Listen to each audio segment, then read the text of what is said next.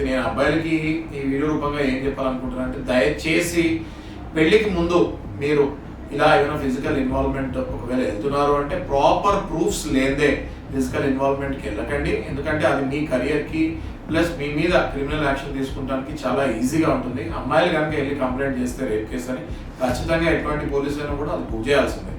So నేను చెప్పేది ఏంటి అంటే, ఒకవేళ అమ్మాయి పరస్పర అంగీకారంతో మీరు ఫిజికల్ ఇన్వాల్వ్మెంట్ అయితే దానికి ప్రాపర్ ప్రూఫ్స్ ఎస్టాబ్లిష్ చేసుకోకుండా మీరు ఇన్వాల్వ్మెంట్ అవ్వకండి. ఫర్ ఎగ్జాంపుల్ ఈ మధ్య నేను చూస్తే కేసు, అమ్మాయి అబ్బాయి ఇద్దరు ఒప్పుకున్నారు, ఇద్దరు హోటల్లో రూమ్ బుక్ చేసుకున్నారు, ఫిజికల్గా ఇన్వాల్వ్ అయ్యారు.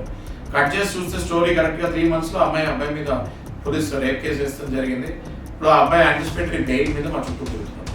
సో ఇలాంటప్పుడు ఏం చేయాలి మనము అంటే, జనరల్గా ఒకవేళ కేసులో మనకి ఎవిడెన్సెస్ కూడా ఉండి అది రేప్ కాదు, అది పరిష్కార అంగీకారం మీ కేసు గెలుస్తానికి మేము మా సాయశక్తిలో